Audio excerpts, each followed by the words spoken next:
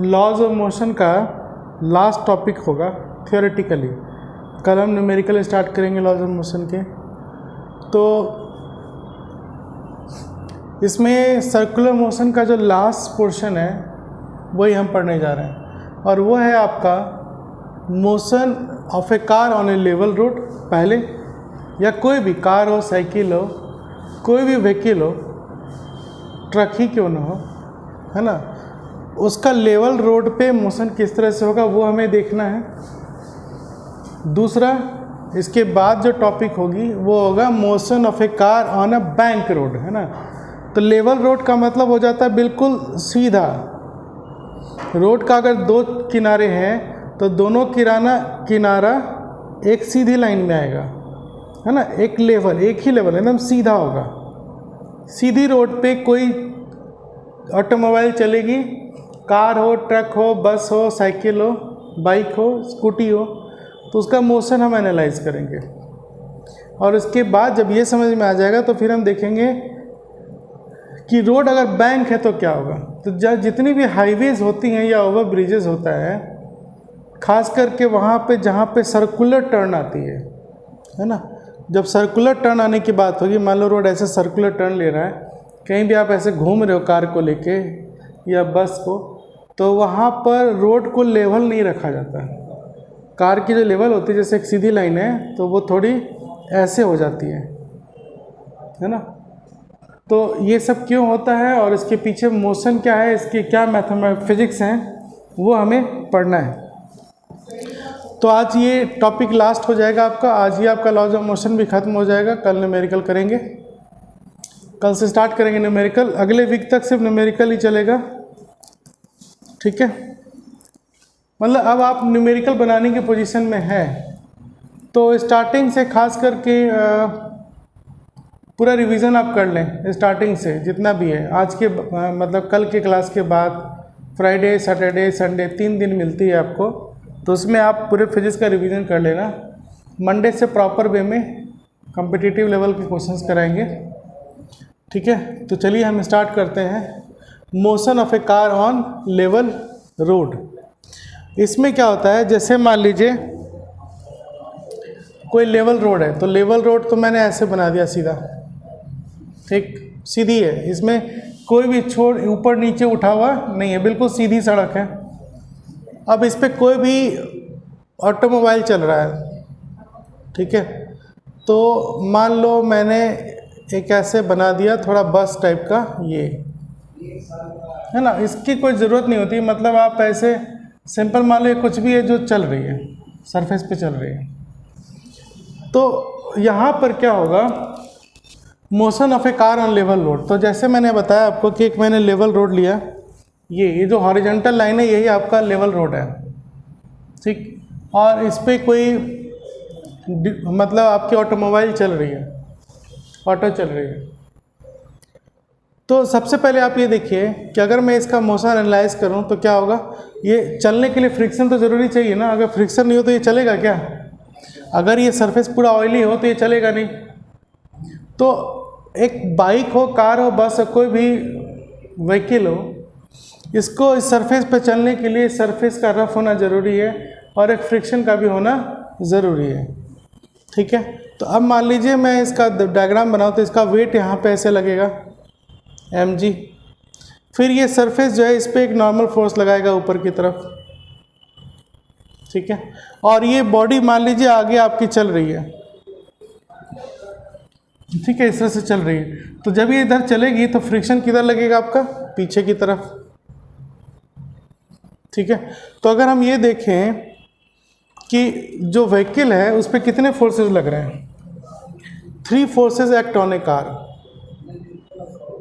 3 forces act on car. सबसे पहला आपका क्या था, वेट ऑफ कार mg। दूसरा क्या है आपका नॉर्मल फोर्स, या उसको नॉर्मल रिएक्शन भी कहते हैं, नॉर्मल रिएक्शन, इसको n से डिनोट किया गया है यहाँ पर, किसी किसी बुक में r से भी डिनोट किया जाता है। और तीसरा आपका है फ्रिक्शनल फोर्स, चूँकि मैंने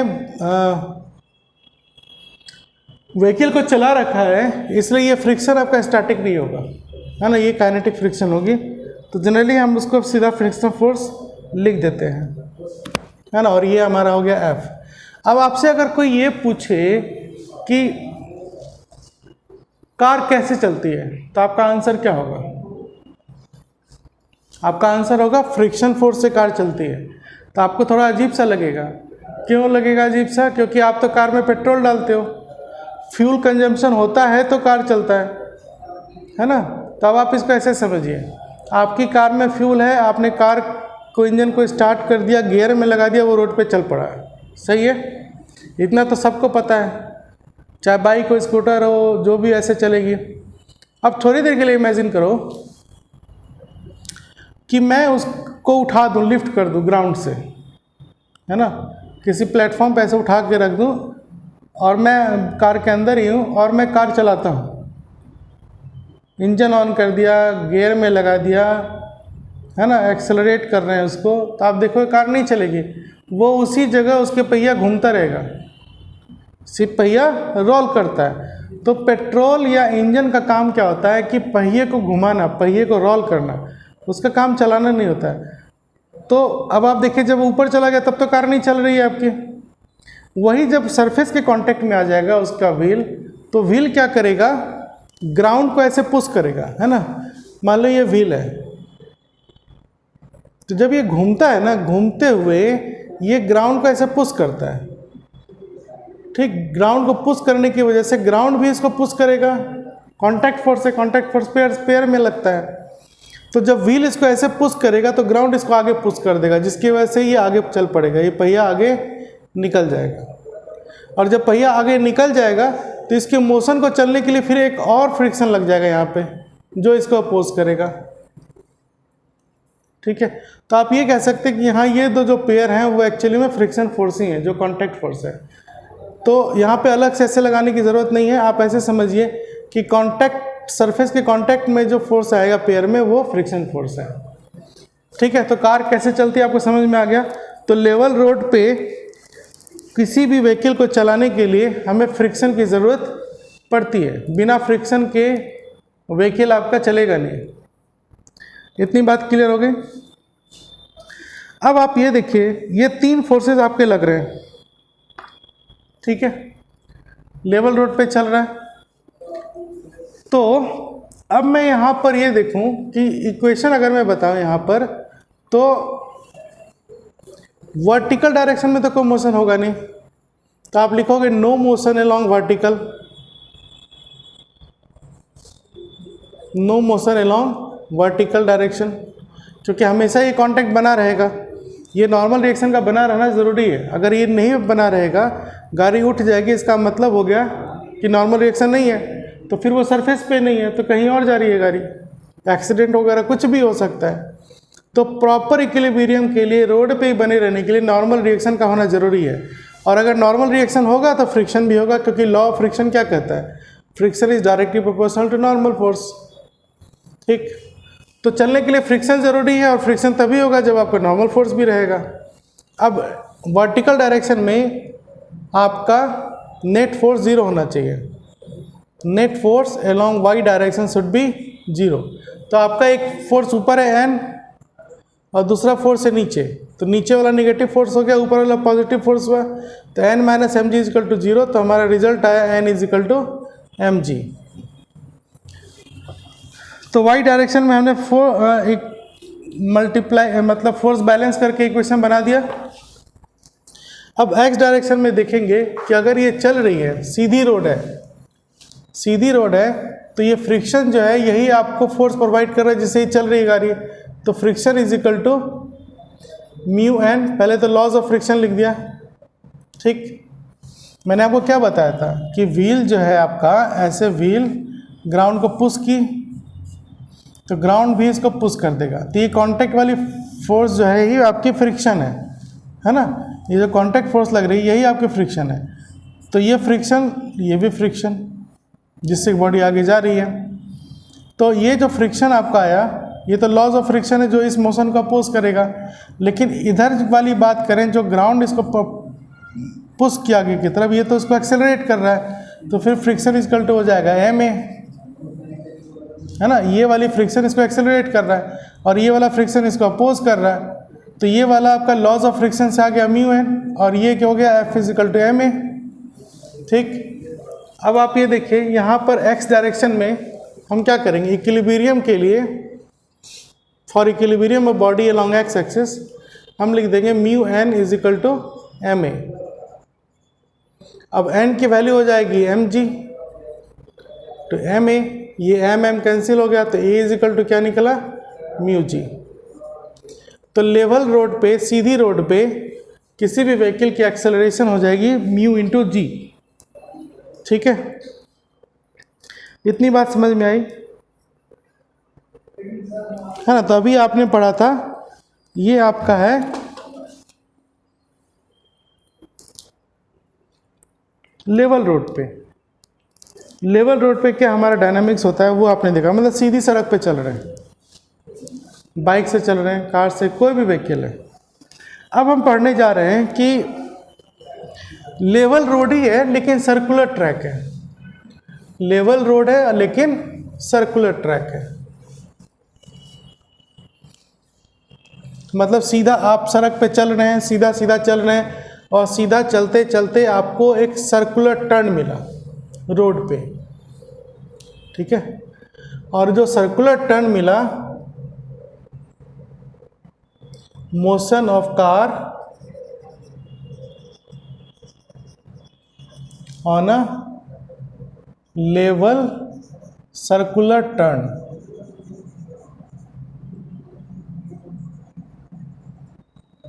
मतलब जैसे ये है ना, ये सर्कुलर टर्न हो गई। कहने का मतलब जब कार इस पे चल रही है, मान लो ये कार ऐसे जा रही है, ये कार ऐसे चल रही है, ठीक है, तो सर्कुलर टर्न पे चढ़ने का मतलब, अगर ये आर्क होता है, जनरली पूरा सर्किल तो बनता नहीं है रोड का, वो कहीं पे आपको इस तरह का सर्कुलर टर्न दिखेगा, है ना, इतना मोड़ है, सर्कुलर टर्न है कार का, ये आप लोगों ने देखा होगा ऐसा। ठीक है, अगर मैं इसको कंप्लीट कर दूं तो एक सर्कल बन जाएगा, तो वो सर्कल क्या होगा बनते हुए, मान लीजिए ये सेंटर हो गया, ये जो सर्कुलर ट्रैक है इसका सेंटर एक्चुअली में ये वाला पॉइंट होगा कहीं पर। ठीक है, और ये जो मैंने सर्कुलर ट्रैक बनाया, मान लीजिए ये इस तरह का सर्कुलर, ये रोड चल रहा था सीधा, यही सीधा रोड जाकर के ऐसे मुड़ गया, है ना, मुड़ा, लेकिन इसका दो रोड का जो दोनों किनारा है ना, डायग्राम जो बोर्ड पे बना रहे हैं उसमें तो एक ही छोर दिखा रहे हैं, इसका दूसरा छोर बोर्ड के अंदर होगा, सीधा अंदर ऐसे अंदर की तरफ। ठीक है, तो वो दोनों पॉइंट इस पेन की तरह, जैसे पेन सीधा जा रहा है और सीधा ही ऐसे कर्व हो गया, मतलब कोई भी एज जो उठा हुआ नहीं है, मतलब इस किनारे से इस किनारे के बीच का एंगल 0 है, दोनों एक ही लेवल में है। ठीक है, रोड उठी हुई नहीं है। तो यहाँ पर कैसा मोशन होगा आपका, इसी को हम बोलते हैं लेवल रोड, मतलब जहाँ पर एज बना हुआ है आपका।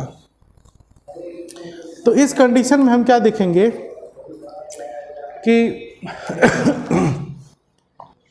सर्कुलर पाथ पे बने रहने के लिए, ठीक है, आप ऐसे समझिए कि पहले फ्री बॉडी डायग्राम बनाए तो इसका वेट लगेगा, है ना, तो वेट की डायरेक्शन क्या हो जाएगी आपकी, बिल्कुल डाउनवर्ड। जो वेट होगा, अगर मान लीजिए ये ग्राउंड है ना, इमेजिन करो जैसे यही बुक है आपकी, ये सर्कुलर रोड पे कार ऐसे चल रही, कार यहाँ पर है ना, और ये कार आपकी ऐसे सर्कुलर, ये जो बुक है, बुक का फेस है, ये सर्कुलर टर्न बना है ऐसे सीधा, है ना, सारा ये किनारा सेम है, तो कार ऐसे चलेगी तो इसका वेट किधर बनेगा, नीचे वर्टिकली डाउनवर्ड। तो वो मैं अब यहाँ कैसे बताऊँ, ठीक है, तो उसके लिए मैं क्या करता हूँ, ऐसे एक डायग्राम शो कर देता हूँ, ये आपका वेट है, तो ये आपको अंडरस्टूड हो जाएगा कि ये कहाँ लग रहा है, इसके नीचे, और नॉर्मल फोर्स कैसे लगेगा, ठीक इसके ऊपर। तो इस बोर्ड को अगर मैं, ये वर्टिकल में इसलिए ऐसे डायग्राम बन रही है, अगर मैं इसको ऐसे सीधा कर दूं, है ना, तो नॉर्मल फोर्स ऐसे, वेट डाउनवर्ड, और अगर सर्कुलर टर्न होता भी है तब भी वेट नीचे डाउनवर्ड, नॉर्मल फोर्स अपवर्ड। ठीक है, तो इसको यहाँ पर दिखाने की ज़रूरत नहीं है, इसको मैं हटा देता हूँ थोड़ी देर के लिए, ये अंडरस्टूड है कि नॉर्मल फोर्स mg के बराबर होगा, ठीक है, ताकि ओके। अब कार ऐसे सर्कुलर ट्रैक पे चल रही है, तो चलते चलते हो सकता है कि इस जैसे आप चलते हो ना डेली लाइफ में, तो बोर्ड लगी होगी, तो बोर्ड क्या लिखा होता है, स्पीड लिमिट लिखी रहती है कि इतने स्पीड से ज़्यादा मत जाओ। ऐसा क्यों बोला जाता है? ताकि मान लीजिए वहाँ लिखा हुआ है 30 किलोमीटर पर आवर और आप उसे डबल ट्रिपल स्पीड पे चल रहे हैं, तो होगा क्या कि जब स्पीड ज़्यादा होती है ना लेवल रोड पे और वो सर्कुलर टर्न हुआ, तो कार की टेंडेंसी होती है, जो लॉ ऑफ इनर्शिया है हमारा, उसमें क्या था कि अगर कार सीधी चल रही है तो सीधी ही चलती रहेगी, तो एक्सटर्नल फोर्स तो मिलना चाहिए इसको चेंज करने के लिए डायरेक्शन।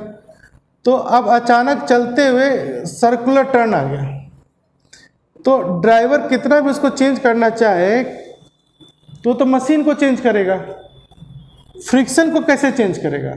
जब कार सीधी ऐसे जा रही है तो फ्रिक्शन ऐसे पीछे लग रहा है ना, इसको रोक रहा है फ्रिक्शन।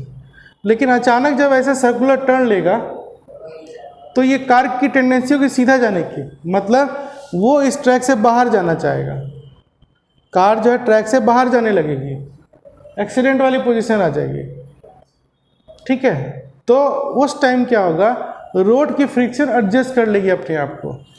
तो कार जब बाहर जाएगी तो बाहर किस फोर्स से जाएगी? बाहर, ये सर्कुलर ट्रैक से बाहर लगने वाला फोर्स कौन सा होता है आपका? सेंटर से ऐसे मिलाकर ऐसे बाहर लगने वाला फोर्स हो गया mv²/r, है ना, ये हो गया इसका r, ये सेंट्रीफ्यूगल फोर्स लगेगा। तो फ्रिक्शन जो सरफेस का था टायर और रोड के बीच में, वो क्या करेगा, इस फोर्स को अपोज करने लगेगा, कार को स्किड नहीं होने देना चाहेगा। तो कहने का मतलब फ्रिक्शन की डायरेक्शन सेंटर की तरफ हो जाएगी। ये बात समझ में आई? तो इस तरह फ्रिक्शन कार को स्लाइड होने से बचाने की कोशिश करेगा, क्योंकि फ्रिक्शन आपने पढ़ा है कि सेल्फ एडजस्टिंग फोर्स होता है, ठीक है। ये रेडियस है यार, यहाँ से यहाँ तक का, ठीक है। इसको यहाँ ना लिख के मैं ऐसे भी लिख सकता हूँ, ये इसकी रेडियस हो गई और ये फ्रिक्शन का डायरेक्शन हो गया। तो फ्रिक्शन जो है इस सेंट्रीफ्यूगल फोर्स के अलोंग, चूँकि सर्कुलर ट्रैक पे चल रही है, तो एक सेंट्रीफ्यूगल फोर्स लगेगा जो कार को बाहर ले जाएगा। हम नॉन इनर्शियल फ्रेम में देख रहे हैं। तो जैसे ही कार की टेंडेंसी होगी बाहर जाने की, तो फ्रिक्शन इसको एडजस्ट करने की कोशिश करेगा, ये बाहर की तरफ जाए, सेंटर की तरफ चला जाएगा। इतनी बात समझ में आ रहा है? तो अब ये फ्रिक्शन फोर्स कम से कम कितना होना चाहिए? जिस फोर्स से बाहर जा रहा है सेंट्रीफ्यूगल फोर्स, उसके बराबर तो होना चाहिए ना, टू प्रिवेंट स्कीडिंग या स्लिपिंग, है ना। तो इससे बचने के लिए फ्रिक्शन फोर्स की वैल्यू कम से कम इतनी होनी चाहिए। अब यहाँ जो फ्रिक्शन है, ये कैसा फ्रिक्शन फोर्स लग रहा है आपको? Here F is self adjusting force, self adjusting force जो एडजस्ट कर रहा है इसको। अब सेल्फ एडजस्टिंग फोर्स जनरली आपकी स्टैटिक फ्रिक्शन होती है। तो शॉर्ट मोमेंट पे कार कितनी भी स्पीड में जाए, जैसे फ्रिक्शन अपने आप को सेंटर की तरफ एडजस्ट करेगा, उस टाइम कार को रेस्ट पे होना चाहिए। लेकिन कोई चीज़ मोशन में चली अचानक रेस्ट पर तो होगी नहीं, तो रिजल्ट क्या होगा? कार स्किड कर जाएगी। और अगर यहाँ फ्रिक्शन उसको मिल गया स्किड होने से बचने के लिए, तब तो कार रहेगा ट्रैक पे, अदरवाइज वो स्किड कर जाएगा, ठीक है। अब आपको पता नहीं ना, ड्राइवर को पता नहीं कि आगे सर्कुलर ट्रैक है, लेकिन आगे क्या चीज़ है रोड पे ये तो पता नहीं। हो सकता है ऑयल गिरा हो, आपके आगे कोई गाड़ी गई, हो सकता है ऑयल गिर गया हो या रेत गिरा हो। तो जब आप जब बहुत ज़्यादा स्पीड से जाएंगे तो फ्रिक्शन आपको प्रोवाइड नहीं कर पाएगा ना, क्योंकि अब तो सरफेस वहाँ स्मूथ है, तो आपको स्किड करने से कोई रोकने वाला नहीं है, तो एक्सीडेंट 100% होगा, ठीक है। लेकिन अगर आगे सरफेस बिल्कुल रफ है, फ्रिक्शन प्रोवाइड कर सकता है, तो हो सकता है कि ड्राइवर इस टर्न को क्रॉस कर जाए। तो इसमें ड्राइवर का सिर्फ सेंस काम कर रहा है कि वो स्टीयरिंग को कंट्रोल कर रहा है, लेकिन कार को स्किडिंग से रोकने के लिए सिर्फ फ्रिक्शन ही रिस्पॉन्सिबल है, ठीक है। तो इसमें ड्राइवर का बहुत ज़्यादा रोल नहीं होता। मैंने आपको बताया, मान लो ऑयल गिरा हुआ है तो कितना भी अच्छा ड्राइवर हो कुछ कर ही नहीं पाएगा, उसका स्टीयरिंग भी काम नहीं करेगा, गाड़ी सीधा बाहर ही जानी है। ठीक है, तो अब आप ये समझिए कि लेवल सर्कुलर रोड पे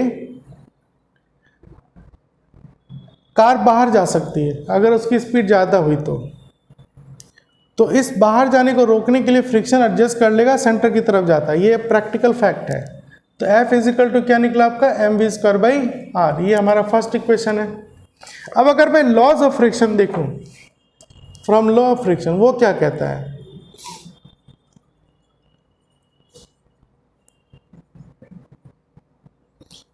जो स्टैटिक फ्रिक्शन होती है ना, उसकी मैक्सिमम वैल्यू कितनी होगी, μSn, है ना, यही लॉज ऑफ फ्रिक्शन है कि स्टैटिक फ्रिक्शन की मैक्सिमम वैल्यू, स्टैटिक फ्रिक्शन का मैक्सिमम वैल्यू क्यों ले रहे हैं, क्योंकि ये सेल्फ एडजस्टिंग फोर्स है, तो इसकी मैक्सिमम वैल्यू μS × n होगा, है ना। इतनी बात समझ में आ रही है। अब जरूरी नहीं है कि ये जो F है आपका इस Fs के बराबर हो, ये तो इसकी मैक्सिमम वैल्यू हो गई ना। इसका मतलब हम ये कह सकते हैं कि हमारी जो फ्रिक्शन यहाँ लग रही है, कार को रोकने के लिए जो फ्रिक्शन लग रहा है, ये फ्रिक्शन की value is less than equal to क्या हो गया, Fs मैक्सिमम, या तो बराबर हो सकता है या फिर इससे कम होगा।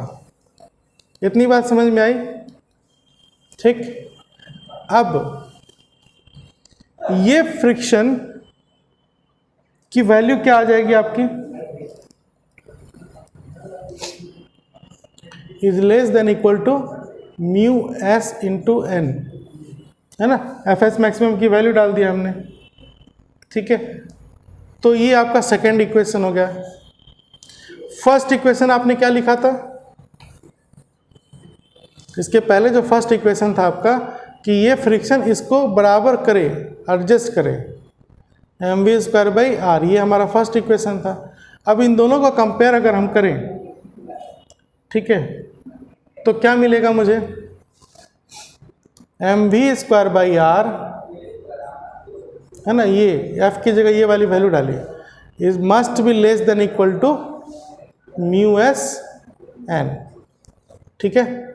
फिर mv²/r is less than equal to μSn की जगह क्या डाल देंगे हम, m × g, क्योंकि मैंने आपको पहले ही बताया था कि लेवल रोड है तो इसको तो डायग्राम पे हम दिखा नहीं सकते ना।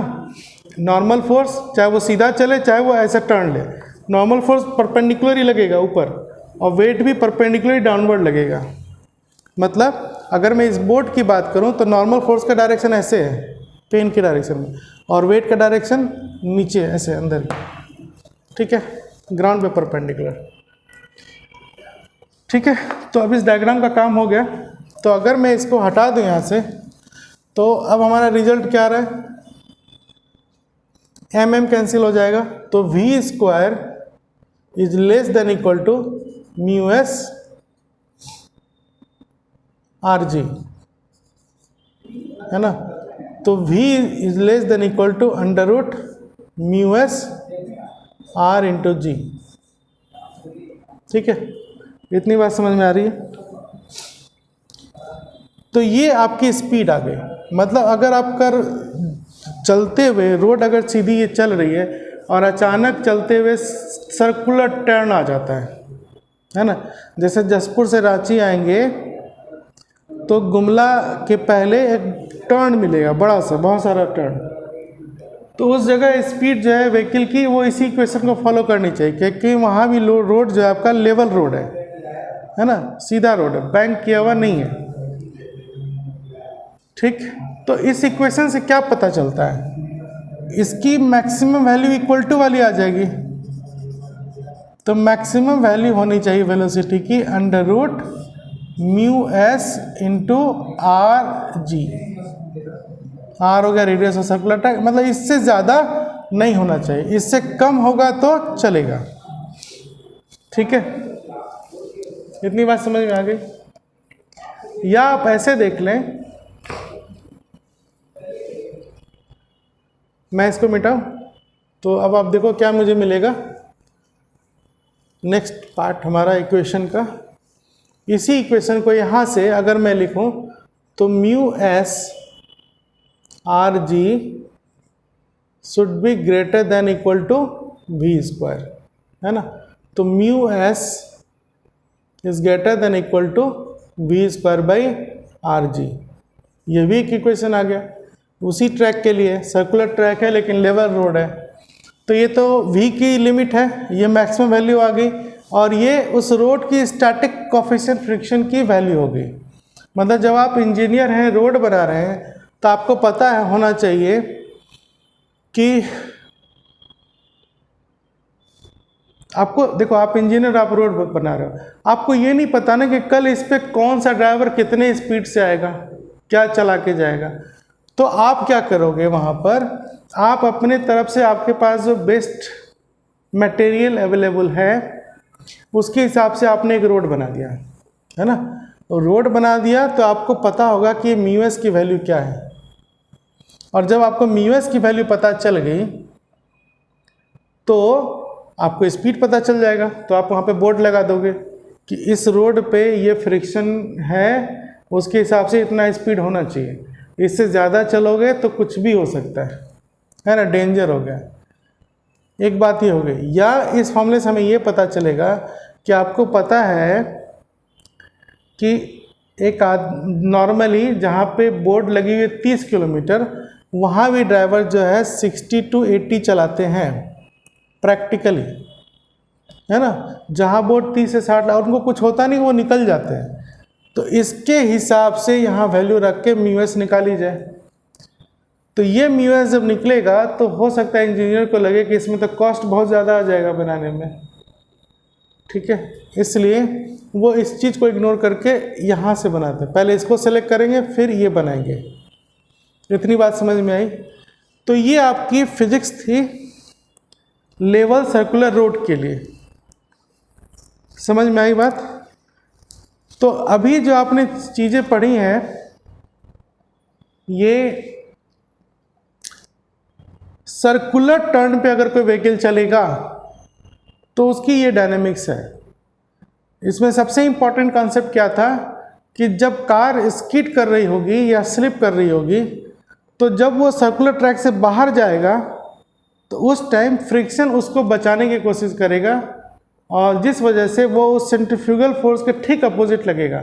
मतलब आप ये कह सकते हो कि friction force on a level circular track provides necessary centripetal force to the vehicle to avoid skidding और स्लिपिंग, है ना। ये फ्रिक्शन फोर्स सेंटर की तरफ लगने लग जाएगा और वो सेंट्रीपिटल फोर्स की तरह काम करेगा, मतलब सेंटर की तरफ लगने लगेगा। चलिए इतनी बात समझ में आ गई। तो अब आप ये समझ सकते हैं कि फ्रिक्शन का एक बहुत बड़ा कंट्रीब्यूशन होता है, खासकर सर्कुलर ट्रैक पे बाइक को इक्विलिब्रियम में या किसी भी व्हीकल को इक्विलिब्रियम में क्रॉस कराने के लिए, है ना। फ्रिक्शन का एक बहुत बड़ा कंट्रीब्यूशन है, ठीक है। अब इसी कंट्रीब्यूशन को और कम करने के लिए, फ्रिक्शन का रोल और कम करने के लिए जनरली आजकल क्या की जाती है कि रोड को, जो सीधी रोड थी ना, जैसे ये सीधी रोड है और सर्कुलर ट्रैक जा रही है, तो इसको थोड़ा ऐसे उठा दिया जाएगा। मतलब इस किनारे और इस किनारे के बीच में एंगल आ जाएगी। जो किनारा पहले ऐसे था, मान लीजिए, है ना, ये रोड है, ये दोनों किनारे यहाँ पर है। अब क्या हो जाएगा, ये रोड कुछ ऐसा हो जाएगा, ठीक है। पहले ऐसा था, अब ऐसा हो गया, मतलब लेवल रोड को थोड़ा ऐसे उठा दिया गया। मतलब आपकी रोड जो है बाहर की तरफ थोड़ी उठी हुई नजर आएगी, है ना। मतलब अगर मैं यहाँ पे ऐसे दिखा दूँ सीधा लाइन, तो ये रोड नहीं है, रोड आपकी ये है, ठीक। मतलब ये एंगल कितना हो गया, थीटा। ये एंगल कितनी हो गई, थीटा। मतलब अब हम क्या पढ़ने जा रहे हैं, angle of banking, angle of banking, यही हमारा लास्ट टॉपिक है लॉज ऑफ मोशन का, ठीक है। मतलब ये जो रोड सीधी जा रही थी, तो इसको थोड़ा ऐसे बैंक कर दो, ये कि सीधा उठा दो, तो जितना उठेगा वो एंगल जो बनेगा आपका, वही आपका एंगल ऑफ बैंकिंग हो गया। और सर्कुलर रोड पे फिर यही रोड ऐसे उठी हुई जाएगी, तो इससे होगा क्या, कार यहाँ से अगर मान लो जा रही है और स्किड करना चाहेगी तो फिर वापस नीचे स्लिप करने लगेगी, ऐसे इधर स्लिप करेगी। पहले क्या था, ऐसे सीधा था, कार अगर इधर लग गया उसको सेंट्रीफ्यूगल फोर्स तो सीधा निकल जा रहा है, लेकिन अगर इसको उठा देंगे तो ये है ना, इसको थोड़ा चांस मिलेगा कि नीचे आएगी, क्योंकि फिर ग्रेविटी का रोल काम करने लग जाएगा कि एक एक्स्ट्रा फोर्स फ्रिक्शन के डायरेक्शन में ग्रेविटी का भी आ जाएगा, एक कंपोनेंट आ जाएगा। पहले ग्रेविटी सीधे नीचे लग रही है, ठीक है, लेवल रोड पे, अगर आप इसको बैंक कर दोगे तो वेट तो ऐसे लगेगा नॉर्मल, लेकिन अब उसका एक कंपोनेंट आपका इधर आ जाएगा, ठीक है, तो जो कार को और ज़्यादा रोकेगा। इतनी बात समझ में आ रही है? तो हमें अब यही चीज़ें पढ़नी है कि बैंकिंग एंगल से क्या क्या होगा, ठीक है, बात समझ में आया? तो अब हमें यही पढ़ना है। तो मान लीजिए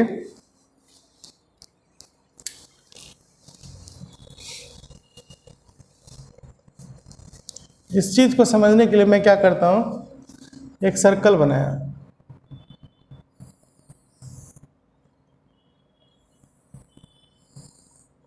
ठीक है,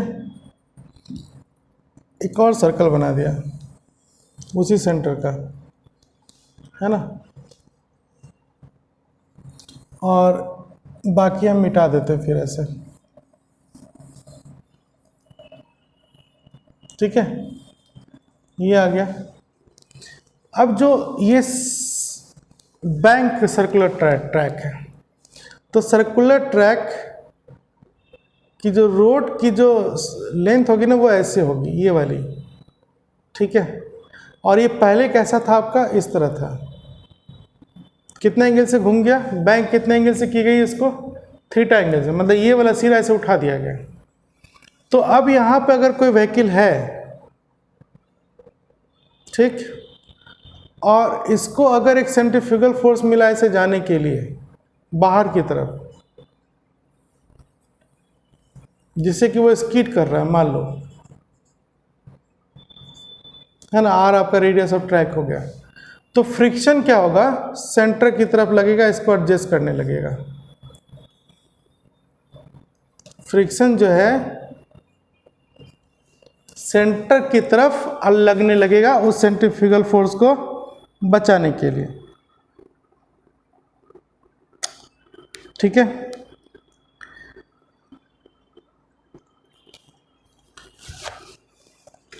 अब आप ये देखिए कि नॉर्मल फोर्स अब इस तरह से चेंज हो गई।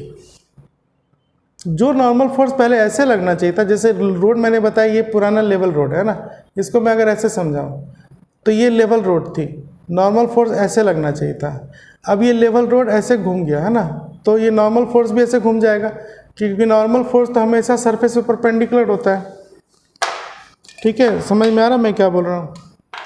तो नॉर्मल फोर्स जो है अब आपकी यूँ हो गई, ऐसे चेंज हो गई, ये नॉर्मल हो गया। एक्चुअली में इसको ऐसे होना चाहिए था, यहाँ पर अगर रोड बैंक नहीं होता तो ये रोड यही होता है सीधा, तो ये नॉर्मल फोर्स ऐसे होना चाहिए था, तो रोड के बैंक हो जाने से नॉर्मल का डायरेक्शन चेंज हो गया, ठीक है, राइट। अब ये कितना चेंज हुआ, है ना, तो यहाँ पर हम क्या करेंगे,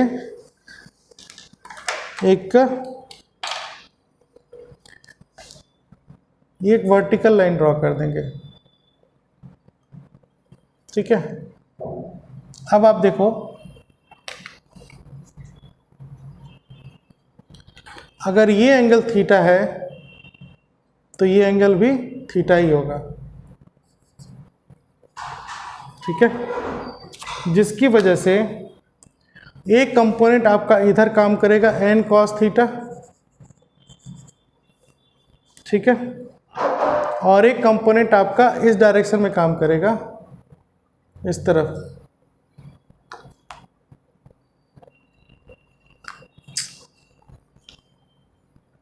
इस एक्सिस पे कंपोनेंट ऐसे काम किया एन कॉस थीटा, अब इस लाइन के परपेंडिकुलर ये काम करेगा आपका एन साइन थीटा। ठीक है, इतनी बात समझ में आ रही है। उसी तरह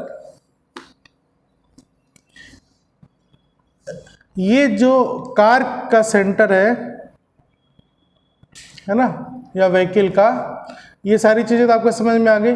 अब ये वाली जो ब्लैक लाइन है, इसको उठा के अगर मैं यहाँ पे रखूँ रोड को, ठीक है, इस रोड को अगर उठा के मैं यहाँ पे रख दूँ ऐसे, तो ये भी आपका सेंटर पे ही जाके मिलेगा। ठीक है, तो अब आप ये देखिए, ये है क्या, इधर फ्रिक्शन फोर्स है ना। इसको मैं हटा देता हूँ यहाँ से, इस चीज़ को, है ना। क्लियर है समझने के लिए? या कुछ नहीं, मतलब इस फोर्स, इस जो रोड है इसको मैं यहाँ पे लाके देख रहा हूँ। ठीक है, फोर्सेस बैलेंस करने के लिए। अब आप देखिए, वेट तो आप ऐसा मुझे क्यों करना पड़ा, क्योंकि वेट जो है ना, ये लेवल वाले ग्राउंड पे ही परपेंडिकुलर लगता है, मतलब वेट का डायरेक्शन ऐसे आएगा ये। तो अब हमारी सारी इक्वेशन सही नज़र आ रही होगी। इस वेट को बैलेंस कौन करेगा? N cos theta. ठीक, अपोजिट आ गया। बात समझ में आई? तो कहने का मतलब अब हमारा जो रेफरेंस फ्रेम है वो कुछ इस तरह का है, ये y है और ये x है ना। इस y पे क्या आ रहा है हमारा? N cos theta. नीचे क्या आ रहा है आपका? mg। और x एक्सिस की तरफ क्या आ रहा है आपका? है ना, ये वाला एन साइन थीटा। ये देखना होगा मुझे। तो इस तरफ क्या आएगा? ये लाइन देखो, ये ब्लू वाली लाइन और ये ब्लैक वाली लाइन आपस में परपेंडिकुलर होगी। ये थीटा है तो ये 90 माइनस थीटा हुआ, तो ये भी क्या हो जाएगा आपका? थीटा। कहने का मतलब फ्रिक्शन का एक कंपोनेंट अब आपका इसी तरफ काम करेगा। ये क्या हो जाएगा आपका? F cos theta. और एक कंपोनेंट इस तरफ काम करेगा, ये क्या हो जाएगा आपका? F sine theta. ठीक है, तो y और x में हमारे सारे फोर्सेस आ गए। ठीक, तो एक्चुअली में देखा जाए तो ये जो हमने सेंट्रीफ्यूगल फोर्स पहले बनाया था आपको, ठीक है, इसकी डायरेक्शन अब चेंज हो जाएगी हमारे रेफरेंस के हिसाब से। अब जो हमारा सेंट्रीफ्यूगल फोर्स का डायरेक्शन होगा वो ऐसे आएगा, mv²/r।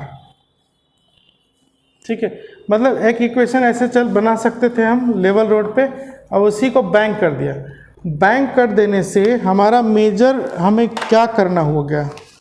देखिए इस चीज़ को समझो, है ना, ऐसे जा रहा है, ठीक, सर्कुलर ट्रैक है, लेवल है, ठीक है। तो फ्रिक्शन ये वाला था और सेंट्रीफ्यूगल फोर्स ये वाला था, है ना। पहले मैंने क्या बनाया था आपको डायग्राम? ये सेंटर, ये बॉडी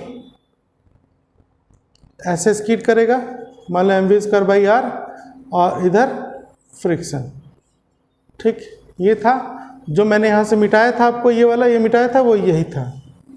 अब क्या है इसमें, इस कंडीशन में भी क्या हो रही थी? ऐसे थी, लेवल रोड था, ऐसे चल रहा है, तो वेट का डायरेक्शन ऐसे है, नॉर्मल फोर्स ऐसे है। लेकिन जैसे ही आप इसको बैंक कर दोगे, एक सिरा उठा दोगे रोड का, तो फ्रिक्शन की कंट्रीब्यूशन कम हो जाएगी, हम सेफ, रोड हमारे लिए सेफ हो जाएगी। तो इस कंडीशन में वेट आपका चेंज नहीं होगा, वेट ऐसे ही रहेगा। तो ये वाला डायरेक्शन हमारा जैसे था वैसे ही है, ठीक है। लेकिन नॉर्मल फोर्स आपकी चेंज हो गई, नॉर्मल फोर्स ऐसे हो गई, होना चाहिए था इसको ऐसे, हो गया ऐसे। तो फिर अगर हम देखें कि नॉर्मल चेंज हुआ तो कैसे चेंज हुआ, तो जितना ये बैंक किया था उतना ही यहाँ पर ये वाली एंगल बनी थीटा, है ना। तो जैसे ये थीटा आया तो एन कॉस थीटा इधर लगा, एन साइन थीटा इधर लगा, ये समझ में आ गया। अब जैसे ही आपका नॉर्मल का डायरेक्शन चेंज हुआ तो फ्रिक्शन भी चेंज होगा, क्योंकि फ्रिक्शन लॉ यही कहता है कि friction force directly proportional to normal है। तो अब मुझे फ्रिक्शन को भी चेंज करना पड़ा, ठीक। तो अब हम देख रहे हैं जो फ्रिक्शन पहले ऐसे लग रहा था थीटा एंगल पे, इसका दो वैल्यू हो गई, एक वेट की तरफ लगा एफ साइन थीटा और एक इसकी तरफ लगा एफ कॉस थीटा, ठीक है। जितना ये थीटा है उतना ही ये भी थीटा है। बात समझ में आया। तो अब ये समझिए आप, जैसे ये रोड बैंक होगा, यहाँ पर ये एंगल हुआ थीटा, तो ये नॉर्मल चेंज हो जाएगा, ये एंगल थीटा हो गई, है ना। फिर सही है, और ये एंगल भी फिर थीटा होगा। आपको खुद से प्रैक्टिस करनी पड़ेगी। देखिए मैं, लेवल रोड है, ठीक। इस पॉइंट को थोड़ा उठा दिया, यहाँ समझाने के लिए थोड़ा बड़ा ले लेता हूँ, यहाँ कर दिया, इतना उठाया नहीं जाता, मान लेते हैं उठा दिया। ये एंगल हो गया थीटा। पहले नॉर्मल ऐसे जा रहा था, वेट ऐसे जा रहा था, है ना। तो ये वेट अभी भी ग्राउंड पे ही रहेगा, मतलब व्हीकल घूम गई, एंगल पे आ गई, वेट चेंज नहीं होगा, ठीक। नॉर्मल फोर्स आपका अब ऐसे लग रहा है, ये चेंज हुआ, तो हम देखेंगे कि वेट के डायरेक्शन में कितना चेंज हुआ। तो इसको ऐसे उठाया, ये थीटा है तो ये एंगल भी थीटा होगा, मैथमेटिक्स है, एन कॉस थीटा हो गया, ठीक है। जैसे ही नॉर्मल चेंज हुआ आपका फ्रिक्शन भी चेंज हो जाएगा। तो फ्रिक्शन जो पहले ऐसे लग रही थी, है ना, देखिए पहले आपका इस लेवल रोड पे ऐसे था सेंट्रीफ्यूगल फोर्स, और ये फ्रिक्शन था, ठीक। इस चीज़ को, ये फ्रिक्शन को उठा के मैं यहाँ पर रखता हूँ ऐसे, यहाँ पर, कि फ्रिक्शन पहले ऐसे थी, ठीक है। अब फ्रिक्शन भी चेंज हो जाएगा, क्योंकि नॉर्मल चेंज हुआ तो फ्रिक्शन चेंज हो जाएगा। तो इसके अकॉर्डिंग इसके परपेंडिकुलर फ्रिक्शन जाएगा ऐसे, है ना।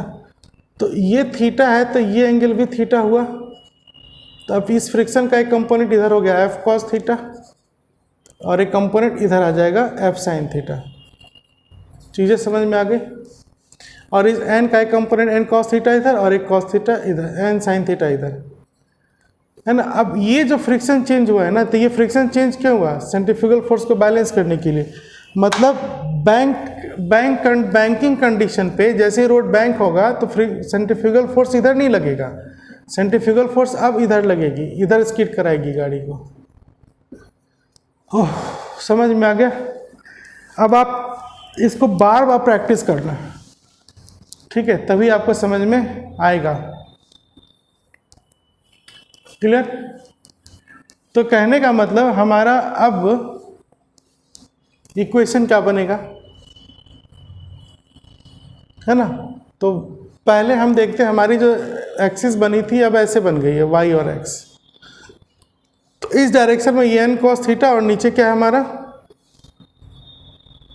N cos theta is equal to m g plus f sine theta. ये हमारा फर्स्ट इक्वेशन हुआ, n cos theta is equal to m g plus f sine theta. और दूसरा जो सेंट्रीफ्यूगल फोर्स को बैलेंस कर रहा है वो क्या है आपका n sine theta plus f cos theta. ये किसको बैलेंस कर रहा है आपका m v square by r, ठीक है। ये दो इक्वेशन काफ़ी इंपॉर्टेंट है बैंकिंग पे, जहाँ पे सर्कुलर रोड को आउटर एज से बैंक कर दिया जाता है, थोड़ा उठा दिया जाता है, ठीक है। अब हम यहाँ पर फ्रिक्शन की वैल्यू डालेंगे। दो इक्वेशन तो आ गया, फ्रिक्शन की वैल्यू डालेंगे। तो क्या होगा ये, तो अब हम लिखेंगे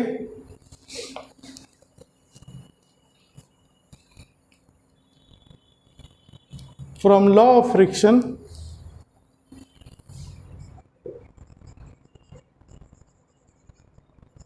from law of friction, friction is less than equal to mu s n, है ना। जो फ्रिक्शन आपका एडजस्ट कर रहा है वो mu s n के प्रोडक्ट के बराबर होगा या उससे छोटा होगा। अब हम इसको मैक्सिमम ले लेते हैं, मान लो थोड़ी देर के लिए, इक्वल टू कर दिया कि यही है, यही वैल्यू ले लिया, है ना, मैक्सिमम ले लिया मैंने। F is equal to mu s into N,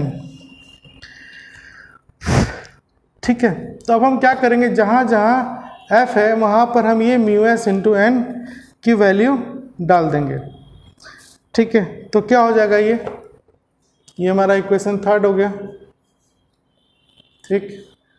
अब आप ये देखिए, जब इस F में इक्वल टू के लिए आपको समझ में आ रहा ना, ये प्लस के साथ F है, इसलिए यहाँ पर हम इनइक्वलिटी नहीं डाल सकते क्योंकि प्लस का फैक्टर है। तो यहाँ पर F की जगह हम म्यू एस एन डाल देते हैं, तो हमारा इक्वेशन क्या बन जाएगा, फ्रॉम 1 and 3 वी राइट, क्या हो जाएगा, n cos theta equal to m g plus mu s n sine theta, है ना, यही होगा। N cos theta is equal to m g plus mu s n sine theta. ये equation मान लो हमारा हो गया 4, ठीक। ये डायग्राम मैं हटा देता हूँ, जगह नहीं है बोर्ड पे।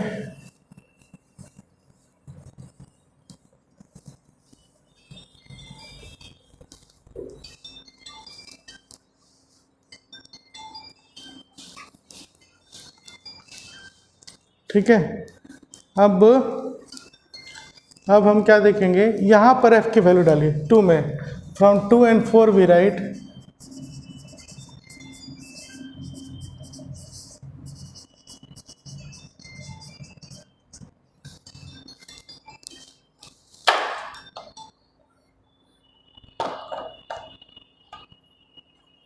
क्या हो जाएगा, ये एन साइन थीटा प्लस इस F की जगह आ जाएगा म्यू एस एन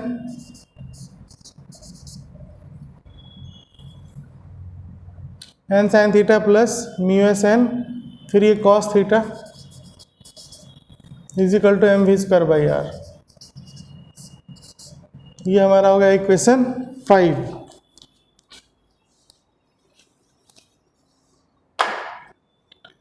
इक्वेशन 5, ठीक है।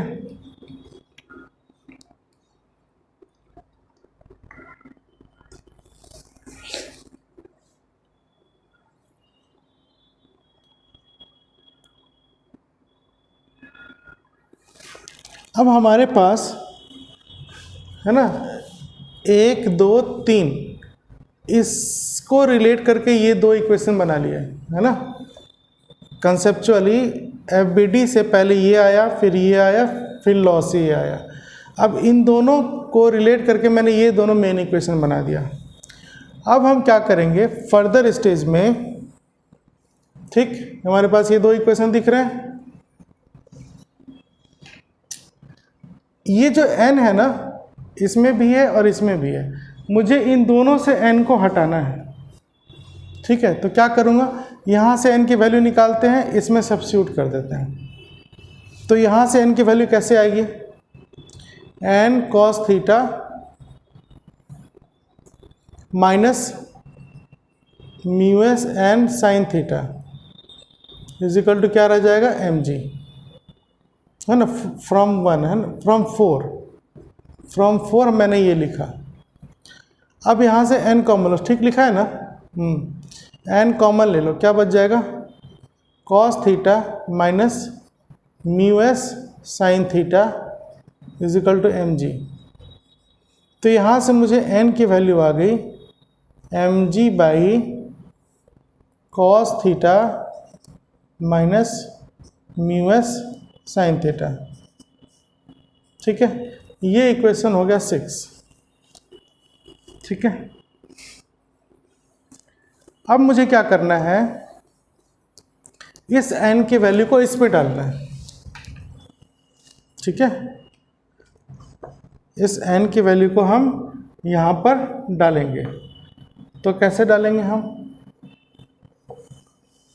पहले आप यहाँ से कॉमन ले लीजिए, from 5 we get n common ले लो, क्या बच जाएगा, sine theta plus mu s cos theta is equal to m v square by r, है ना। अब हम n की वैल्यू डाल रहे हैं, क्या हो जाएगा, एम जी, है ना, एम जी बाई ये डालना है और फिर ये मल्टीप्लाई करना है। तो एम जी, फिर ये वाली वैल्यू लिखता हूँ मैं पहले, sine theta plus mu s cos theta divide by वो cos theta minus mu s sine theta. अब ये किसके बराबर आ जाएगा, m v square by r के। ठीक है,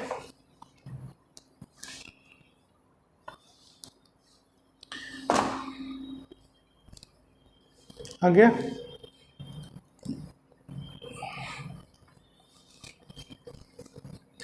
अब हम क्या करेंगे, v के लिए इक्वेशन बनाएंगे, है ना। तो यहाँ के बाद आप ये देखो, ये mm कैंसिल हो जाएगा, तो क्या बचेगा, v square is equal to, ये r इधर चला जाएगा, r g sine theta plus mu s cos theta divide by cos theta minus mu s sine theta. ये रिलेशन आ गया। ठीक है,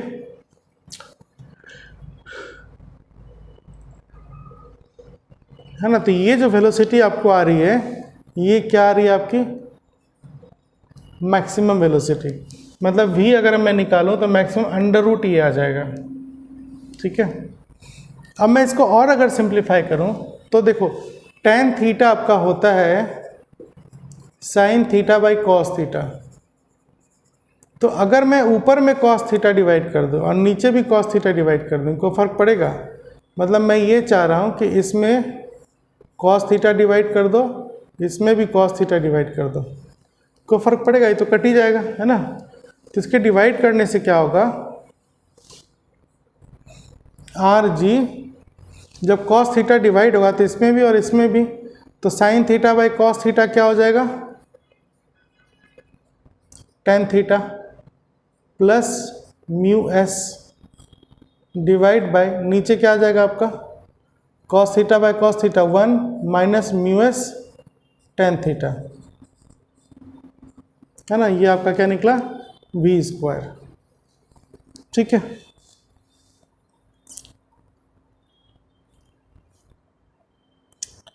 कहने का मतलब अब हमारी मेन इक्वेशन क्या दिख रही है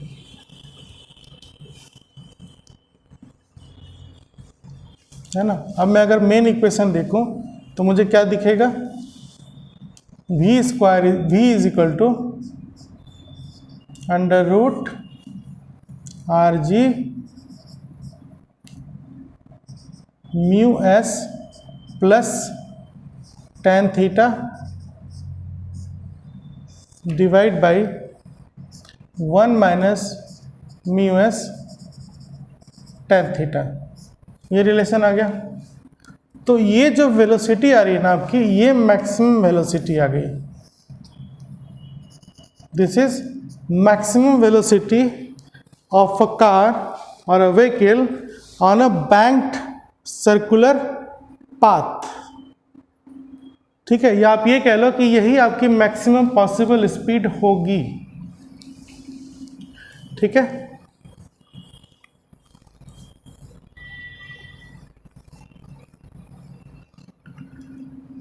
समझ में आ रहा है?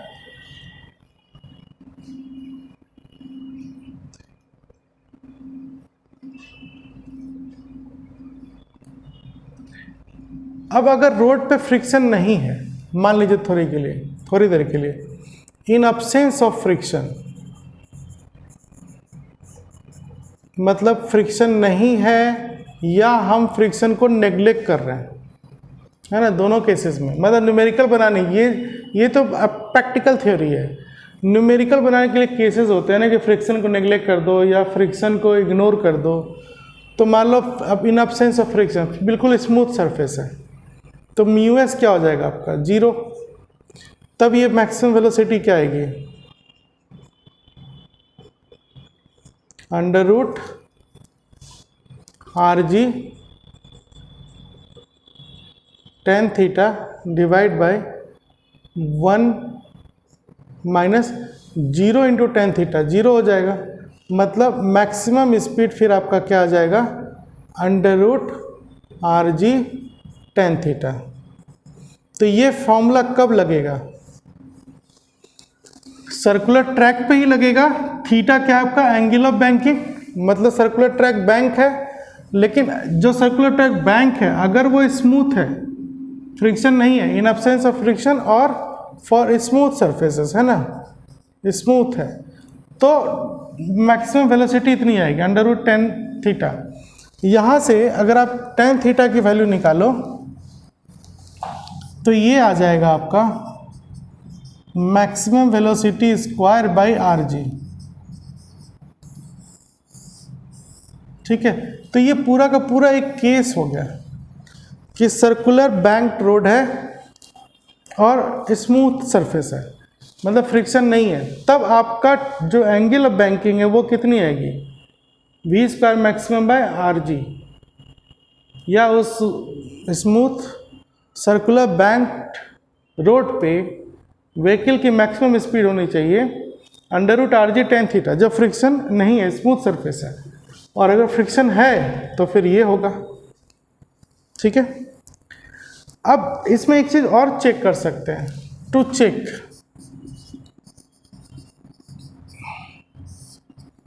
है ना, क्या चेक करते हैं, मान लो मैंने बैंकिंग नहीं किया, एंगल ऑफ बैंकिंग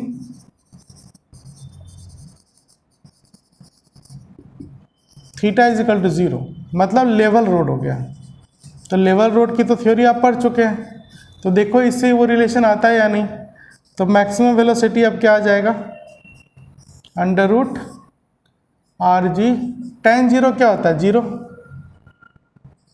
तो म्यू एस बाई टेन 0 0, तो फिर ये 0 1 माइनस 0, मतलब वी मैक्सिमम क्या आ रहा है आपका यहाँ पर, under root mu s r जी।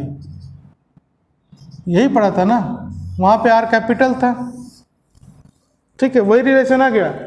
तो इसका मतलब लेवल रोड का जब थ्योरी मैच कर रहा है इससे, मतलब ये थ्योरी बिल्कुल सही है, परफेक्ट है। यही सारी चीज़ें आपको पढ़नी थी, उम्मीद करता हूँ आपको समझ में आ गया होगा। तो क्या क्या कंडीशन है, देखो लेवल रोड है और सर्कुलर टर्न है, सर्कुलर टर्न है, लेवल रोड है, मतलब एंगल ऑफ बैंकिंग 0 हो गई, और फ्रिक्शन है, तो उस रोड पे सर्कुलर ट्रैक को सेफली क्रॉस करने के लिए मैक्सिमम स्पीड कितनी होनी चाहिए, म्यू एस आर जी। ठीक, अब दूसरी बात, बैंक किया हुआ है, सर्कुलर ट्रैक बैंक किया हुआ है और फ्रिक्शन नहीं है, स्मूथ सरफेस है, तो मैक्सिमम वेलोसिटी उसको सेफली क्रॉस करने के लिए कितना चाहिए, under root r g tan theta, या एंगल ऑफ बैंकिंग यहाँ पे आ जाएगा tan theta v square maximum by r जी।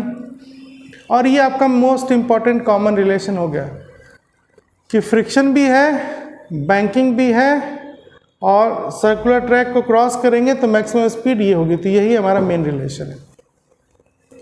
ठीक है, आज की क्लास यहीं तक, लॉज ऑफ मोशन कंप्लीट हो गया। अगर ओवरऑल देखें तो आपका लॉज ऑफ मोशन तक सारी थ्योरी कंप्लीट हो चुकी है। आप इसको रिवाइज कीजिए, कल से न्यूमेरिकल स्टार्ट करेंगे लॉज ऑफ मोशन के। ठीक है, चलिए।